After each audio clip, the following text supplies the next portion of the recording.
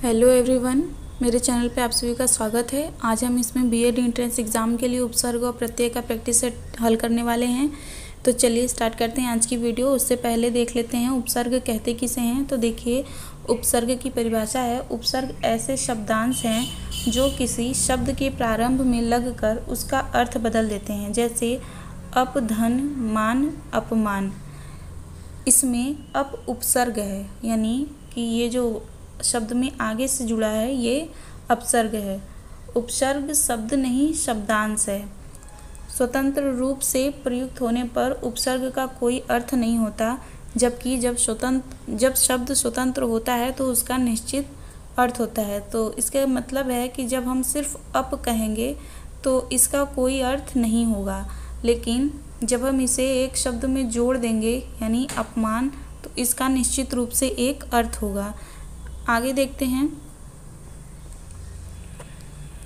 प्रत्यय की परिभाषा देखते हैं। तो देखिए, प्रत्यय क्या है। प्रत्यय वह शब्दांश है जो शब्द के अंत में जुड़कर उसमें परिवर्तन कर देता है।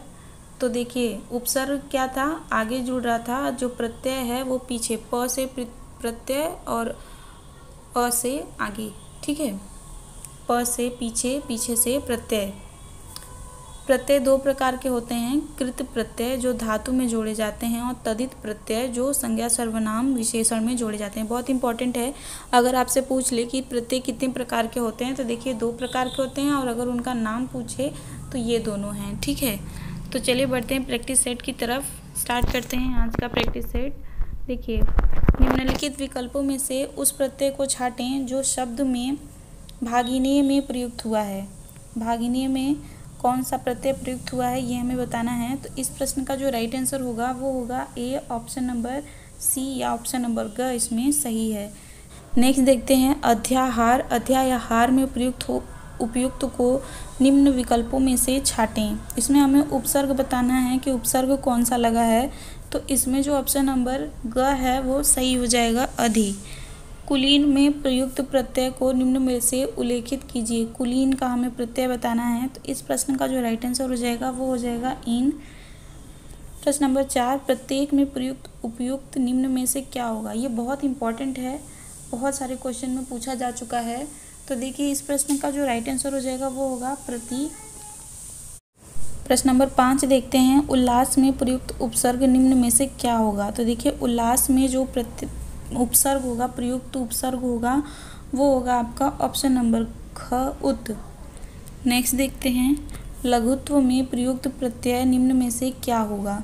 तो इस प्रश्न का राइट आंसर हो जाएगा त्व। प्रश्न नंबर 7, कौंतेय में से कौन सा प्रत्यय निम्न होगा। कौंतेय में कौन सा प्रत्यय हमें बताना है। तो इस प्रश्न का जो राइट आंसर होगा वो होगा ए।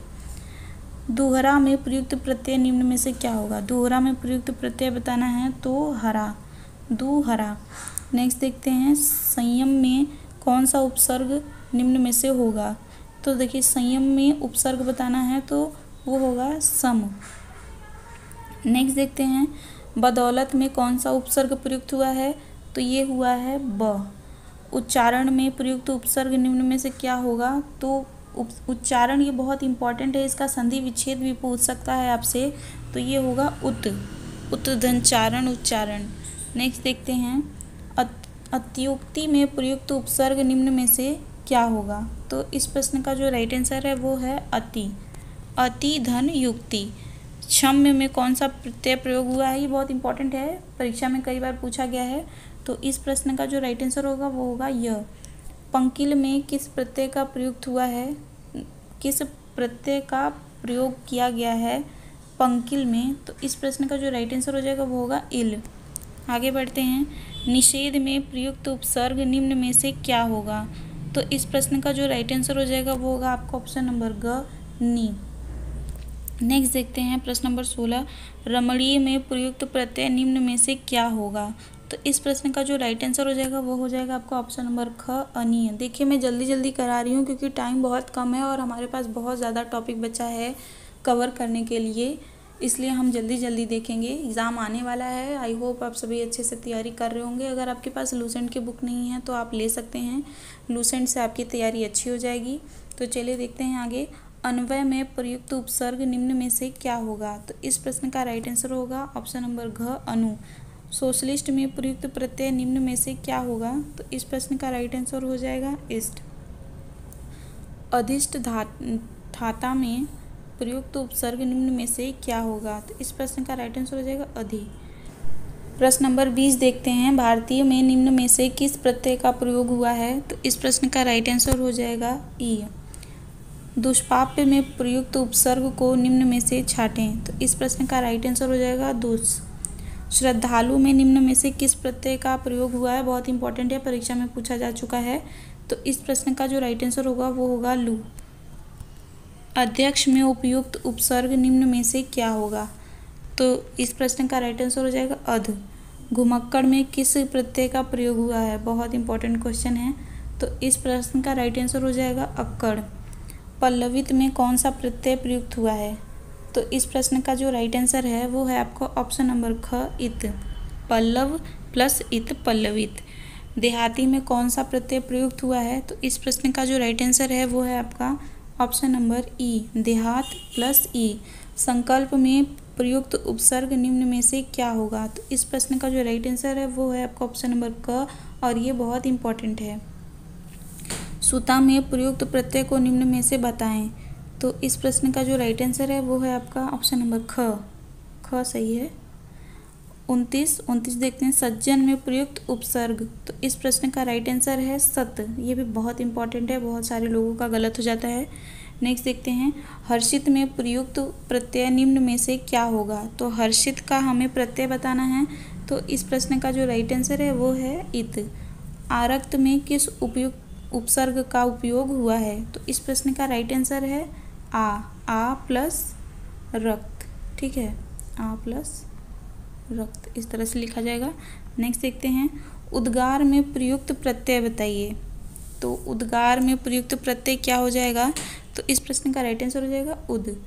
पराभव में प्रयुक्त उपसर्ग बताइए। तो इस प्रश्न का जो राइट आंसर होगा वो होगा परा। आगे देखते हैं, वियोग में प्रयुक्त उपसर्ग है। तो इस प्रश्न का राइट आंसर है वी।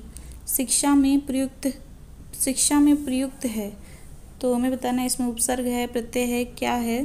तो इस प्रश्न का राइट आंसर हो जाएगा ऑप्शन नंबर घ आ। अब कैसे जानेंगे कि आ है? तो बहुत इंटरेस्टिंग है और बहुत इम्पॉर्टेंट है। आ जाएगा तो हम सभी का दिमाग चकरा जाएगा। तो देखिए इसमें होगा शिक्ष धन आ।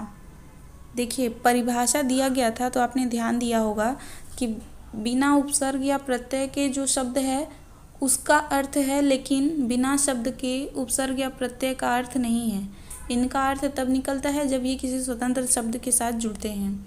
तो इसमें आपका ऑप्शन नंबर घ सही हो जाएगा। नेक्स्ट देखते हैं, खजांची में प्रयुक्त प्रत्यय है। तो इस प्रश्न का जो राइट आंसर होगा वो होगा ची। नेक्स्ट देखते हैं, सर्राटा में प्रयुक्त प्रत्यय है। बहुत इंपॉर्टेंट है, एक बार प्रश्न में पूछा गया है। तो इस प्रश्न का जो राइट आंसर होगा वो होगा आटा, सर आटा। खटास में प्रयुक्त प्रत्यय है। तो इस प्रश्न का राइट आंसर हो जाएगा आस, खट प्लस आर्स। मोटापा में प्रत्यय बताना है। तो इसमें हो जाएगा आपा। चंचलता में प्रयुक्त उपसर्ग बताइए।